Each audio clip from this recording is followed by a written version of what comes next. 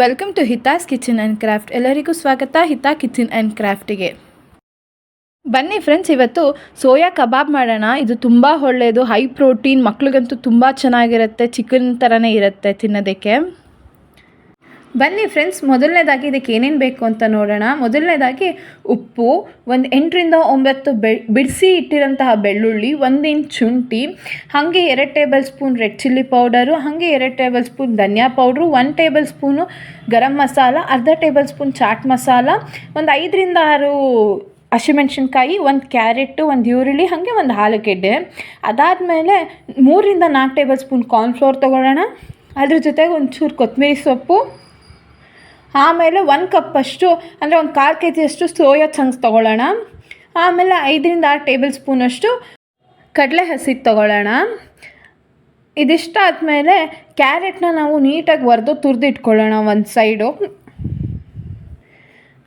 ಹಿಂಗೆ ತುರಿದಿಟ್ಕೊಂಡ್ಮೇಲೆ ಒಂದು ತಪ್ಪಲೆಯಲ್ಲಿ ಒಂಚೂರು ನೀರು ಹಾಕಿ ಅದಕ್ಕೆ ಉಪ್ಪು ಹಾಕ್ಕೊಳ್ಳೋಣ. ಅದೊಂಚೂರು ಬಿಸಿ ಆದಮೇಲೆ ನಾವು ಏನು ಸೋಯಾ ಚಂಕ್ಸ್ ತೊಗೊಂಡಿರ್ತೀವೋ ಅದನ್ನು ಮತ್ತು ಆಲೂಗೆಡ್ಡೆನ ಕಟ್ ಮಾಡ್ಕೊಂಡು ಪೀಸ್ ಮಾಡ್ಕೊಂಡು ಅದನ್ನು ಹಾಕ್ಕೊಳ್ಳೋಣ. ಇಲ್ಲ ಅಂದರೂ ಒಂದು 10ರಿಂದ 15 ನಿಮಿಷದಷ್ಟು ಬೇಯಬೇಕು. ಸೋಯಾ ಚಂಕ್ಸ್ ಬಂದು ಒಂದು 10 ನಿಮಿಷ ಆಗಿದ ತಕ್ಷಣ ಎತ್ಕೊಬಿಡೋಣ. ಹಿಂಗೆ ನೀಟಾಗಿ ಹಾಕ್ಕೊಳ್ಳೋಣ. ನೀಟಾಗಿ ಹಾಕ್ಕೊಂಡಾಗ ಅದು ನೀಟಾಗಿ ಬೇಯಬೇಕು ಒಂದು 10ರಿಂದ 15 ನಿಮಿಷದಷ್ಟು. ಹಿಂಗೆ ಬೆಂದ ಮೇಲೆ ಅದನ್ನು ಫಸ್ಟು ನಾವು ಒಂದು 10 ನಿಮಿಷ ಆಗ್ತಿದ್ದಂಗೆ ಫಸ್ಟು ಸೋಯಾ ಚಂಕ್ಸ್ನ ಎತ್ಕೊಂಡ್ಬಿಡೋಣ. ಅದನ್ನು ಎತ್ತಿ ಸೈಡ್ಗೆ ಇಟ್ಕೊಳ್ಳೋಣ. ಅದನ್ನು ಹಿಂಗೆ ಸೋಯಾ ಚಂಕ್ಸ್ನ ಎತ್ತಿಟ್ಕೊಂಡ್ಮೇಲೆ ಏನು ಆಲೂಗೆಡ್ಡೆ ಇರುತ್ತೆ ಅದು ಇನ್ನೂ ಬೇಯಬೇಕಿರುತ್ತೆ. ಸೊ ಅದಕ್ಕೆ ಅದನ್ನು ಇನ್ನೊಂದು 5ರಿಂದ 10 ನಿಮಿಷದಷ್ಟು ನೋಡ್ಕೊಂಡು ಬೇಯಿಸ್ಕೊಳ್ಳೋಣ. ಅದನ್ನು ಬೇಯಿಸ್ಕೊಂಡು ಎತ್ಕೊಂಡ್ಮೇಲೆ ನಾವೇನು ಮಾಡೋಣ, ಅದರದ್ದು ಫಸ್ಟು ಸಿಪ್ಪೆ ತೆಗಿತಾ ಬರೋಣ. ಹೀಗೆ ಅದನ್ನು ಸಿಪ್ಪೆ ತೆಗೆದು ಬಿಡೋಣ. ಹಿಂಗೆ ಸಿಪ್ಪೆ ತೆಗೆದ್ಮೇಲೆ ಅದನ್ನು ನೀಟಾಗಿ ಕಟ್ ಮಾಡ್ಕೊಳ್ಳೋಣ. ಒಂದೇ ಇದನ್ನು ಸ್ಮ್ಯಾಶ್ ಮಾಡೋಕ್ಕೆ ಹಿಂಸೆ ಅನಿಸುತ್ತೆ ಅನ್ನೋರಿಗೆ ನೀಟಾಗಿ ಅದನ್ನು ಕಟ್ ಮಾಡ್ಕೊಂಡು ಅದನ್ನು ಒಂದು ಕಡೆ ಸಪ್ರೇಟ್ ಎತ್ತಿಟ್ಕೊಳ್ಳೋಣ. ಆಮೇಲೆ ಅದನ್ನು ಸ್ಮ್ಯಾಶ್ ಮಾಡ್ಕೊಂಡು ಮಿಕ್ಸ್ ಮಾಡ್ಕೊಳ್ಳೋಕೆ ಈಸಿ ಆಗುತ್ತೆ. ಸೊ ಹೀಗೆ ಅದನ್ನು ಕಟ್ ಮಾಡ್ಕೊಳ್ಳೋಣ. ಏನು ತುಂಬ ಸಣ್ಣದಕ್ಕೆ ಅವಶ್ಯಕತೆ ಇಲ್ಲ, ದಪ್ಪಕ್ಕೆ ಕಟ್ ಮಾಡಿಕೊಂಡ್ರೆ ಈಸಿಯಾಗಿ ಸ್ಮ್ಯಾಶ್ ಮಾಡ್ಬೋದು. ಹಾಗೆ ಈರುಳ್ಳಿನೂ ಅಷ್ಟೇನೆ, ಒಂದು ಈರುಳ್ಳಿನ ಸಿಪ್ಪೆ ಬಿಡಿಸಿ ನೀಟಾಗಿ ರಫಾಗಿ ದಪ್ಪಕ್ಕೆ ಹೆಚ್ಕೊಳ್ಳೋಣ. ಅದನ್ನು ನೀಟಾಗಿ ಚಾಪರಲ್ಲಿ ಹಾಕ್ಬಿಟ್ಟು ನೀಟಾಗಿ ಸ್ಮ್ಯಾಶ್ ಮಾಡ್ಕೊಳ್ಳೋಣ. ಹೀಗೆ ಇದನ್ನು ದಪ್ಪಕ್ಕೆ ಹೆಚ್ಕೊಂಡ್ಮೇಲೆ ಚಾಪರ್ಗೆ ಈ ಕಟ್ ಮಾಡಿರೋಂಥ ಈರುಳ್ಳಿ ಹಾಕ್ಕೊಳ್ಳೋಣ. ಏನು ನಾವು ರಫಾಗಿ ಕಟ್ ಮಾಡ್ಕೊಂಡು ಇಟ್ಕೊಂಡಿರ್ತೀವೋ ಈರುಳ್ಳಿ, ಕೊತ್ತಂಬರಿ ಸೊಪ್ಪು, ಶುಂಠಿ, ಬೆಳ್ಳುಳ್ಳಿ ಇವೆಲ್ಲನೂ ಹಾಕ್ಕೊಳ್ಳೋಣ.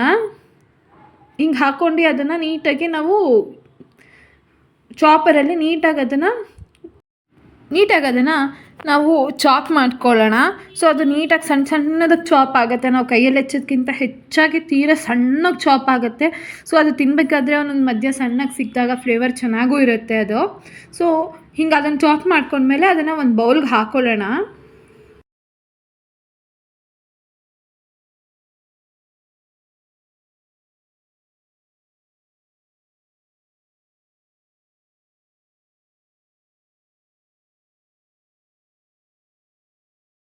ಏನು ನಾವು ಚಾಪ್ ಮಾಡಿರ್ತೀವೋ ಅದನ್ನು ಬೌಲಿಗೆ ಟ್ರಾನ್ಸ್ಫರ್ ಮಾಡಿದ್ಮೇಲೆ ಅದನ್ನೇನು ಸ್ವಲ್ಪ ಮಸಾಲೆ ಮಿಕ್ಕಿರುತ್ತೋ ಅದಕ್ಕೇ ನಾವು ಏನು ಸೋಯಾ ಚಂಕ್ಸ್ನ ಬೇಯಿಸ್ಕೊಂಡು ಸೋರಿಸ್ಕೊಂಡು ಇಟ್ಕೊಂಡಿರ್ತೀವೋ ಅದನ್ನು ನೀಟಾಗಿ ಹಾಕ್ಕೊಂಡು ಇಟ್ಕೊಂಡಿರೋ ಸೋಯಾ ಚಂಕ್ಸ್ನ ಅದಕ್ಕೆ ಹಾಕ್ಕೊಳ್ಳೋಣ. ಹಾಕ್ಕೊಂಡು ಅದನ್ನು ನೀಟಾಗಿ ಚಾಪ್ ಮಾಡ್ಕೊಳ್ಳೋಣ. ಅದೊಂದು ಕೈಮಾ ಥರ ಬರುತ್ತೆ, ಕೈಮಾ ಅದಕ್ಕೆ ಬರುತ್ತೆ ಆವಾಗ ಅದನ್ನು ನೀಟಾಗಿ ನಾವು ಅದಕ್ಕೆ ಟ್ರಾನ್ಸ್ಫರ್ ಮಾಡ್ಕೊಳ್ಳೋಣ. ಹಿಂಗೆ ಬೌಲಿಗೆ ಟ್ರಾನ್ಸ್ಫರ್ ಮಾಡ್ಕೋಬೇಕು ಏನೇನು ಚಾಪ್ ಮಾಡ್ತೀವಿ ಅದನ್ನೆಲ್ಲ. ನೆಕ್ಸ್ಟ್ ನಾವು ನಾವು ಆಲೂಗಡ್ಡೆ ಬೇಯಿಸಿ ಎತ್ತಿಟ್ಕೊಂಡಿರ್ತೀವೋ ನಾವು ಇದನ್ನು ಟ್ರಾನ್ಸ್ಫರ್ ಆದಮೇಲೆ ಅದನ್ನು ಫಸ್ಟು ಸ್ಮ್ಯಾಶ್ ಮಾಡ್ಕೊಬಿಡೋಣ. ಬೇಯಿಸಿಟ್ಟಿದ್ದಂಥ ಆಲೂಗಡ್ಡೆನ ಹಿಂಗೆ ನೀಟಾಗಿ ಅದನ್ನು ಸ್ಮ್ಯಾಶ್ ಮಾಡ್ಕೊಂಡು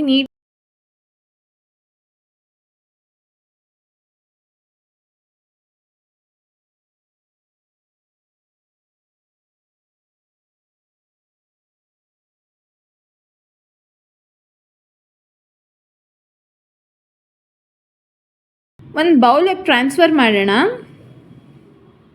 ಅಂದರೆ ನಾವು ಮುಂಚೆ ಏನು ಸೋಯಾ ಚಂಕ್ಸು, ಈರುಳ್ಳಿ ಅವೆಲ್ಲ ಚಾಪ್ ಮಾಡಿ ಇಟ್ಕೊಂಡಿದ್ವೋ ಆ ಬೌಲಿಗೆ ಟ್ರಾನ್ಸ್ಫರ್ ಮಾಡ್ಕೊಳ್ಳೋಣ. ಹಿಂಗೆ ಮಾಡ್ಕೊಂಡ್ಮೇಲೆ ನೆಕ್ಸ್ಟು ನಾವೇನು ತುರಿದಿಟ್ಕೊಂಡಿರೋಂಥ ಕ್ಯಾರೆಟ್ ಇದೆಯೋ ಅದನ್ನು ಹಾಕ್ಕೊಳ್ಳೋಣ.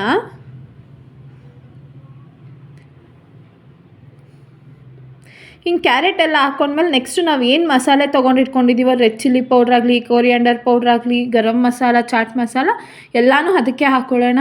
ಅದ್ರ ಜೊತೆಗೆ ರುಚಿಗೆ ಎಷ್ಟು ಬೇಕು ಅಷ್ಟು ಉಪ್ಪು ಹಾಕ್ಕೊಳ್ಳೋಣ. ಆಮೇಲೆ ಒಂದು 3-4 ಟೇಬಲ್ ಸ್ಪೂನ್ ಕಾರ್ನ್ಫ್ಲೋರ್ ಏನು ತೊಗೊಂಡಿರ್ತೀವೋ ಅದ್ರ ಜೊತೆಗೆ ನಾವು ಒಂದು 5-6 ಟೇಬಲ್ ಸ್ಪೂನಷ್ಟು ಕಡಲೆ ಹಸಿಟ್ಟನ್ನು ಸೇರಿಸ್ಕೊಳ್ಳೋಣ. ಅದು ನೀಟಾಗಿ ಮಿಕ್ಸ್ ಆಗೋದ್ರಿಂದ ಅದು ನೀಟಾಗಿ ಬೇಯುತ್ತೆ. ಅದು ಒಂದು ಕಟ್ಲೆಟ್ ರೀತಿಲಾದರೂ ಚೆನ್ನಾಗಿ ಬರುತ್ತೆ, ಇಲ್ಲ ಟಿಕ್ಕಾ ಏನು ನಾವು ಮಾಡೋಕ್ಕೆ ಇಷ್ಟಪಡ್ತೀವೋ ಸೊ ಅದು ಚೆನ್ನಾಗಿ ಬರುತ್ತೆ ಟಿಕ್ಕಾ ರೀತಿಲೂ. ಸೊ ಇವಾಗ ಎಷ್ಟು ಬೇಕಷ್ಟು ಉಪ್ಪನ್ನು ಹಾಕ್ಕೊಳ್ಳೋಣ. ಜೊತೆಗೇ ಹಾಕ್ಕೊಂಡು ಚೆನ್ನಾಗಿ ನೀಟಾಗಿ ಮಿಕ್ಸ್ ಮಾಡ್ಕೊಳ್ಳೋಣ. ಇದನ್ನು ಹಿಂಗೆ ನೀಟಾಗಿ ಮಿಕ್ಸ್ ಮಾಡ್ಕೋಬೇಕು. ಅದಕ್ಕೆ ಬರಬೇಕು. ಹಿಂಗೆ ಮಿಕ್ಸ್ ಮಾಡ್ಕೊಂಡ್ಮೇಲೆ ಅದನ್ನು ಇಲ್ಲ ಅಂತ ಅಂದ್ರೂ ಒಂದು 10-15 ನಿಮಿಷದಷ್ಟು ಬಿಟ್ಟು ನಾವು ನೀಟಾಗಿ ಮುಚ್ಚಿಟ್ಕೊಂಬಿಡೋಣ. ಒಂದು 10-15 ನಿಮಿಷ ಆದಮೇಲೆ ನಾವು ಅದನ್ನು ಯೂಸ್ ಮಾಡಿಕೊಂಡ್ರೆ ತಿನ್ನೋಕ್ಕೂ ಚೆನ್ನಾಗಿರುತ್ತೆ. ಆಮೇಲೆ ಒಂದು ಬಾಣಲೆಗೆ ಇಲ್ಲಾಂದರೆ ಒಂದು 2-3 ಟೇಬಲ್ ಸ್ಪೂನಷ್ಟು ಎಣ್ಣೆ ಹಾಕ್ಕೊಳ್ಳಿ. ನೀವು ಎಣ್ಣೆ ಬೇಕು ಅಂದರೆ ಅದನ್ನು ಎಣ್ಣೆಲೂ ಕರಿಬೋದು. ಇಲ್ಲ ನಾವು ಹೇರ್ ಫ್ರೈ ಥರ ಮಾಡ್ತೀವಿ ಅಂತ ಅಂದರೆ ಅದನ್ನು ಹಾಗೇ ನಾವು ಒಂದು 2-3 ಟೇಬಲ್ ಸ್ಪೂನ್ ಹಾಕ್ಕೊಂಡು ಹೀಗೆ ನೀಟಾಗಿ ಕಟ್ಲೆಟ್ ಶೇಪಲ್ಲಿ ಅದನ್ನು ಫ್ರೈ ಮಾಡ್ಕೊಂಡು ಬಂತು ಅಂತಂದರೆ ಡಯಟ್ ಅವ್ರಿಗೂ ಯೂಸ್ ಆಗುತ್ತೆ. ಅದು ಎಣ್ಣೆನೂ ಜಾಸ್ತಿ ಇರಲ್ಲ.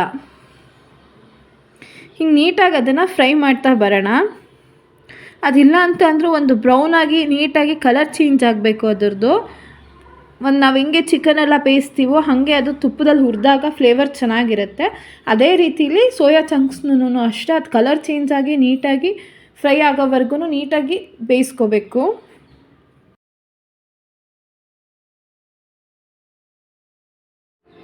ಹಿಂಗೆ ಬರೋವರೆಗೂ ಬೇಯಿಸ್ಕೋಬೇಕು, ಈ ಕಲರ್ ಬರೋವರೆಗೂ. ಆಮೇಲೆ ಇದು ಸೋಯಾ ಚಂಕ್ಸ್ ಕಬಾಬು ರೆಡಿ ಇರುತ್ತೆ ತಿನ್ನೋದಕ್ಕೆ. ಈ ಥರ ಸ್ನ್ಯಾಕ್ಸ್ ಮಾಡೋದ್ರಿಂದ ಮಕ್ಕಳಿಗೆ ತುಂಬ ಇಷ್ಟ ಆಗುತ್ತೆ. ಮತ್ತು ತರಕಾರಿ ತಿನ್ನದೇ ಇರೋ ಮಕ್ಕಳು ತಿಂತಾರೆ. ಹೈ ಪ್ರೋಟೀನ್ಸ್ ಮತ್ತು ಕ್ಯಾಲ್ಶಿಯಮ್ ಎಲ್ಲ ಸೇರೋಂಥ ಫುಡ್ ಆಗಿರುತ್ತೆ. ಮಕ್ಕಳು ಈಚೆ ಚಾಟ್ಸ್ನ ಕೇಳಲ್ಲ. ಸೊ ಈ ಥರ ಚಾಟ್ಸ್ ಬೇಕು ಅಂತಂದರೆ ಕಮೆಂಟ್ ಮಾಡಿ to Hita's kitchen and craft. ನಿಮಗೆಲ್ಲ ಈ ರೆಸಿಪಿ ಇಷ್ಟ ಆಗಿದೆ ಅನ್ಕೋತೀನಿ. ಇಷ್ಟ ಆಗಿದರೆ ಲೈಕ್ ಮಾಡಿ, ಶೇರ್ ಮಾಡಿ, ಸಬ್ಸ್ಕ್ರೈಬ್ ಮಾಡಿ to Hita's kitchen and craft.